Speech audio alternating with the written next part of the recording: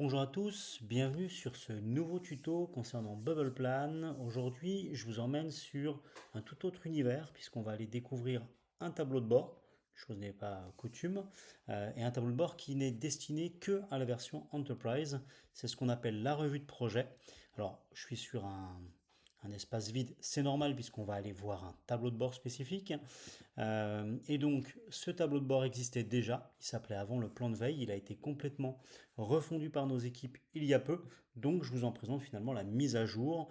C'est un module qui permettra de faire du reporting et de pouvoir, contrairement au tableau de bord portefeuille de projet que vous pouvez aller consulter dans nos tutos, qui va lui permettre finalement d'avoir des données projets qu'on va pouvoir structurer par typologie si on le souhaite et y ajouter des commentaires. Allez, on y va tout de suite pour mieux se rendre compte.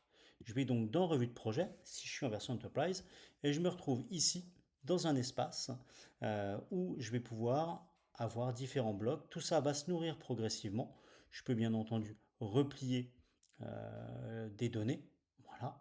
Hein, et on va être sur quelque chose de très très dynamique, comme vous le voyez. Et donc dans cet exemple, hop, je vais tout cacher. J'ai donc fait trois sections. Une section projet émergent, une section projet critique, une section projet exemple où là j'ai juste gardé des anciens projets que j'avais moi dans ma version de démo pour que vous voyez un peu ce que ça peut donner. Et comme on le voit ici, mes trois projets me permettent d'avoir des données qui vont remonter de manière systématique, qui seront toujours mises à jour. D'accord? Quand je vais survoler, j'ai toujours ma logique de météo que j'avais avant. J'ai un certain nombre d'indicateurs et potentiellement différents KPI et je vais pouvoir déplier pour accéder à des informations complémentaires. Alors, dans la conception de ce rapport, on va trouver trois blocs. On voit ici que quand je survole, je vais pouvoir modifier.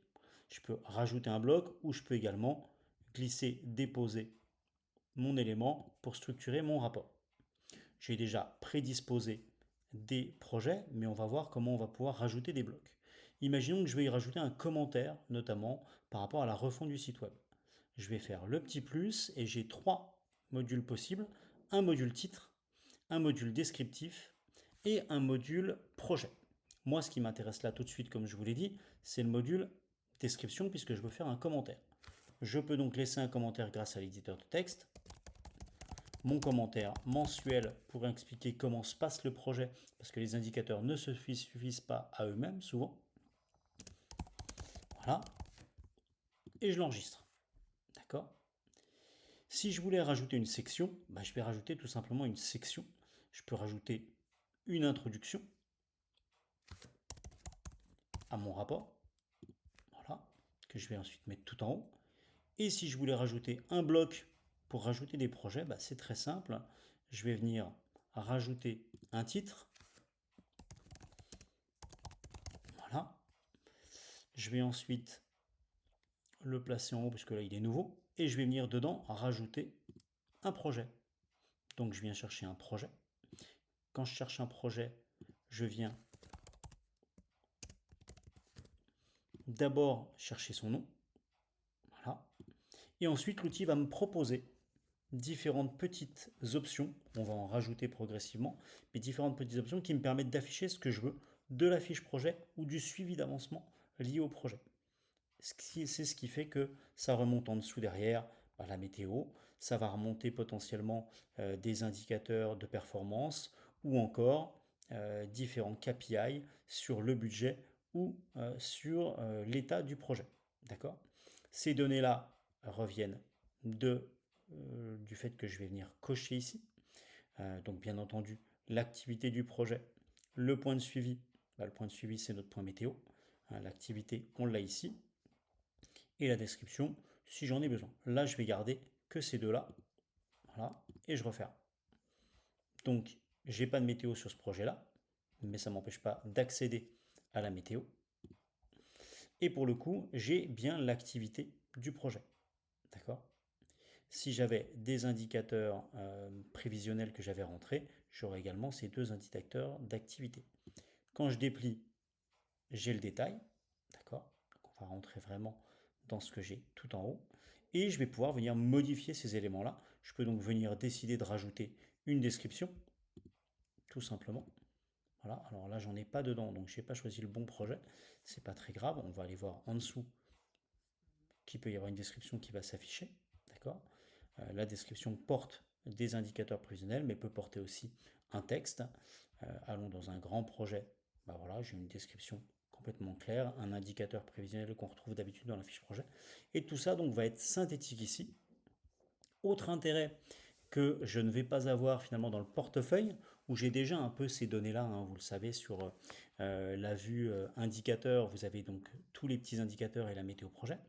Mais ce qui va être très intéressant, c'est tout simplement, si je rajoute ici mon suivi d'avancement, hop, je vais avoir automatiquement les données qui concernent ce projet qui sont piochées dans mon tableau de bord suivi d'avancement. Pour rappel, les deux tableaux de bord dont je parle sont le portefeuille de projet là et le suivi d'avancement. Donc ça va être très utile parce qu'au lieu d'aller dans un autre tableau de bord, je vais pouvoir faire remonter par projet des problématiques de criticité, notamment dans ce tableau de bord suivi d'avancement, les tâches en retard ou les tâches en cours, ce qui va me permettre de pouvoir gérer un peu les problématiques de retard, d'urgence et de les avoir dans ce compte rendu. Ce compte rendu, il est complètement utilisable. Comme on le voit là-haut, il va pouvoir être sorti en PDF pour être transmis à quelqu'un.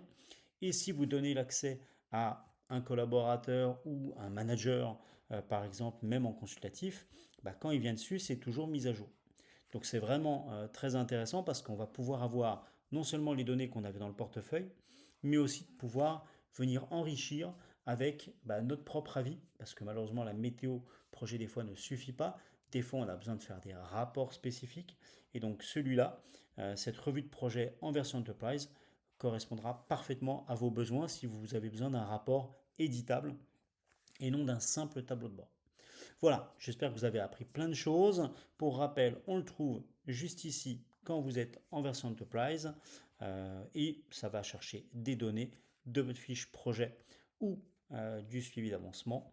Voilà, moi je vous retrouve dans de prochaines aventures pour un prochain tuto. Je vous dis à très bientôt. Bonne journée.